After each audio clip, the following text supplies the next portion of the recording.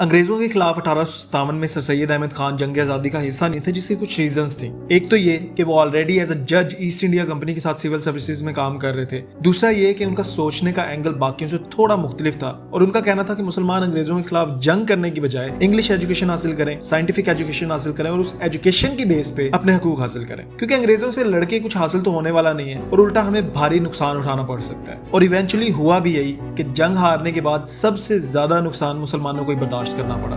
Sir Syed Ahmad Khan एक ऐसे वक्त पे मुसलमानों के लिए रोशनी बन के आते हैं कि जब मुसलमान हर तरह से अंधेरों से घिर चुके थे। उन्हें हमेशा से ये यकीन था कि अगर मुसलमानों के पास वेस्टर्न और मॉडर्न एजुकेशन ना हुई तो मुसलमान हमेशा ऐसे ही पिसते रहेंगे। और इसी क्राइसिस से निपटने के लिए सर सैयद अहमद खान ने अलीगढ़ मूवमेंट स्टार्ट की। इस मूवमेंट का असल मकसद यही था कि मुसलमानों को मॉडर्न एजुकेशन दी जाए। सर सैयद अहमद खान चाहते थे कि मुसलमानों और अंग्रेजों के दरमियान जो नफरत है वो खत्म हो, ताकि एक पीसफुल माहौल में रह के मुसलमान तालीम हासिल कर सकें और तरक्की कर सकें। और उन पे कुफर के फतवे भी इसी वजह से लगाए जाते थे क्योंकि वो मुसलमानों को इंग्लिश एजुकेशन और मॉडर्न साइंटिफिक एजुकेशन हासिल करने पे जोर देते थे। एजुकेशन में यही ऑब्जेक्टिव्स हासिल करने के लिए उन्होंने 1863 में साइंटिफिक सोसाइटी की बुनियाद रखी, जिसका मकसद था वेस्टर्न रिसर्चेस को और बुक्स को उर्दू जुबान में ट्रांसलेट करना। अब मुसलमानों को तो ये चीज समझाने में कामयाब हो ही रहे थे, लेकिन साथ साथ अंग्रेजों को भी ये समझाना चाहते थे कि 1857 की जंग आज़ादी आखिर हुई क्यों थी। और अंग्रेजों को ये समझाने के लिए उन्होंने एक रिसाला लिखा, causes of the Indian revolt, यानी असबाब बगावत हिंद। उन्होंने इस रिसाले के जरिए अंग्रेजों को भी ये समझाने की कोशिश की कि 1857 में मुसलमान और हिंदू इसलिए ब्रिटिश राज के खिलाफ खड़े हुए थे क्योंकि अंग्रेजों की पॉलिसीज और रूल्स ऐसे थे जो मुसलमानों और हिंदुओं दोनों के लिए एक्सेप्टेबल नहीं थे। सर सैयद अहमद खान का मेन मकसद ये भी था कि मुसलमानों और अंग्रेजों के दरमियान नफरतें खत्म की जाए। उन्होंने बहुत सी किताबें और रिसाले लिखे, जिनमें तहजीबुल इखलाक, लॉयल मोहम्मद ऑफ इंडिया और मुस्लिम ब्रिटिश कॉम्प्रोमाइज जैसी किताबें भी शामिल हैं। अब सब कुछ ठीक चल रहा होता है कि अचानक 1867 में उर्दू हिंदी कॉन्फ्लिक्ट शुरू हो जाता है। उर्दू की जगह हिंदी जबान को ऑफिशियल लैंग्वेज बना दिया जाता है और इस वजह से इंडिया में एक नया क्राइसिस शुरू हो जाता है और एक बार फिर से सब कॉन्टिनेंट में एक हलचल पैदा हो जाती है।